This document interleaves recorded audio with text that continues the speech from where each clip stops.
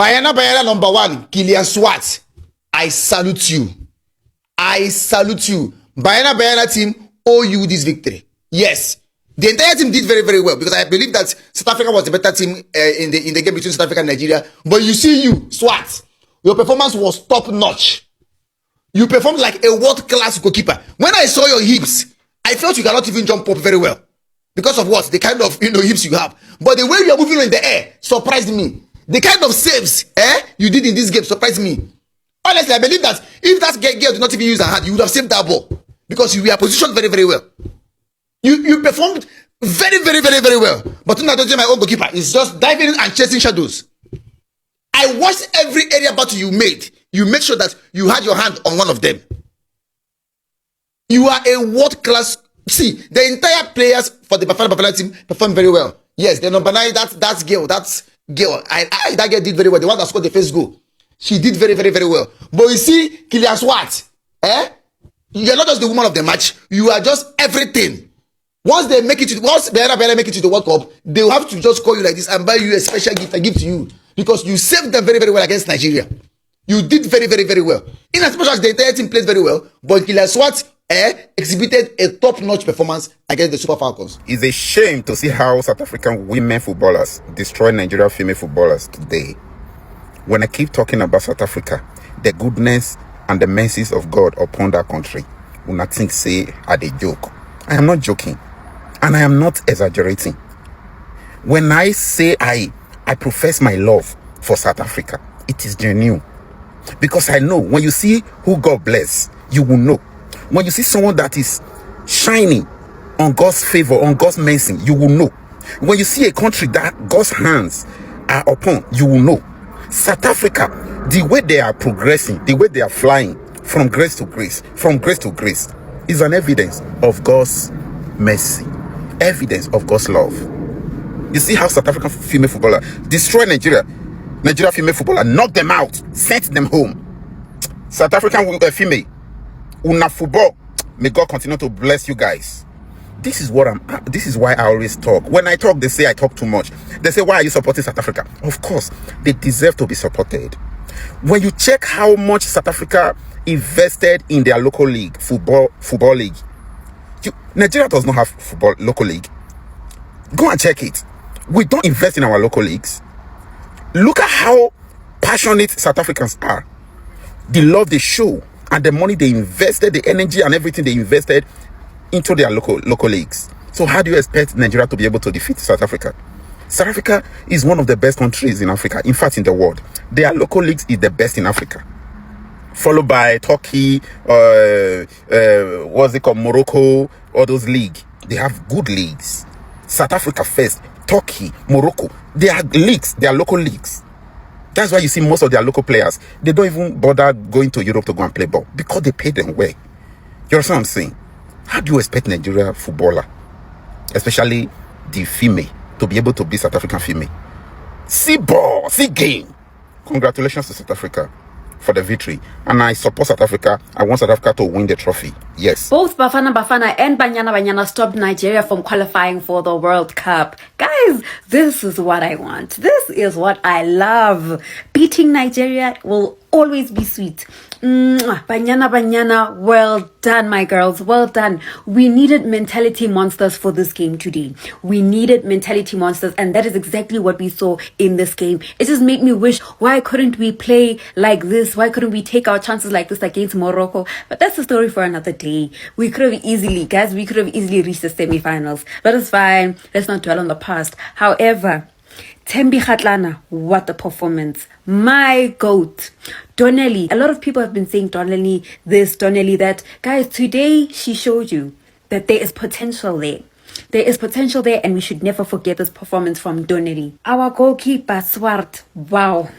Wow. You deserve your 10s. You deserve your 10s for all those saves that kept us in the game. Because if it were not for those saves, Lord knows where we would be. because the heart palpitations I was having towards the end of this game, I did not think we had it in us to hold on, but we did that. We did that. A part of me was making space in my heart for disappointment, but the girls held on. That was definitely a penalty, unfortunately. Oh, but before I divert, I want to go back to Swart. Swart, thank you. Thank you so much. Guys, unfortunately, we have not yet qualified for the World Cup, but we are through to the Intercontinental Playoffs, which are happening later on in the year, November, December. And hopefully the team will be looking a lot better by that time so that we can go to the World Cup. Guys, there's no other way. We need to go to the World Cup. I can't believe what I just watched from the Super Falcons. Or am I living in denial? How is it that we were so slow in all areas in the field? I mean, when we lost against Cameroon, we could, see the pressing from the Super Falcons. But today, sorry to say, we were playing as though we were learning how to play football. We just buried the last chance we had to go to the World Cup. While the defeat itself is painful, our approach in today's game was just a no. Like, I would rather prefer to lose a game with dignity. Because in my opinion, we were completely outplayed. I've watched Super Falcons for years. I have never seen what I saw today. The men's team did not make it to the World Cup. The women's team did not make it to the World Cup. The writing is on the wall. Nigerian football has deteriorated. It has deteriorated to something I cannot even recognize. The giants of Africa. Look at it, we are a laughing stock in the football world now. Our league is, I don't want to go there. National team, what does it take to reform our football? What does it take? This is a wake-up call.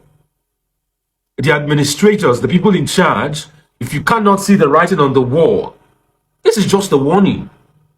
Something needs to be done. And this is way bigger than the Super Falcons. Everything concerning Nigerian football right now dropped off on one team that we hold to a high esteem that makes us happy. I hope something is done.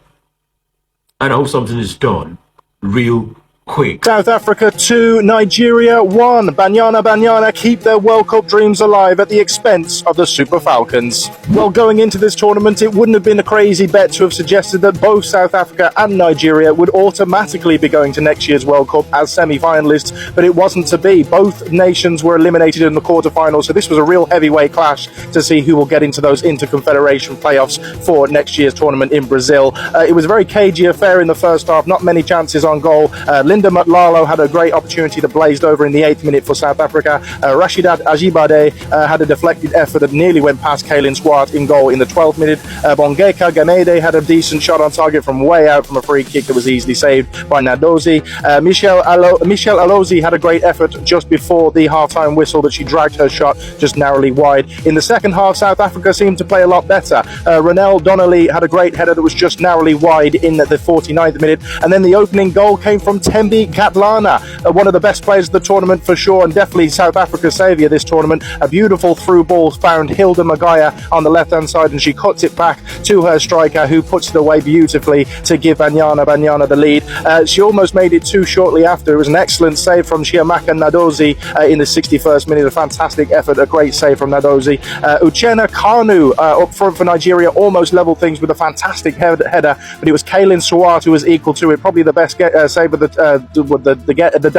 game, until later on. I will mention that. And then South Africa managed to get their second goal. Rafilo Jane, the captain for Banyana, with a deflected effort. It came off of Christy Ushebe and narrowly went past the goalkeeper to double the South Africans' lead, and it looked as though that was going to be all she wrote. Hilda Magaya almost made it 3 immediately afterwards. A great opportunity, but she blazed it over. Nigeria were desperate. They were trying to find any way to get back into the game.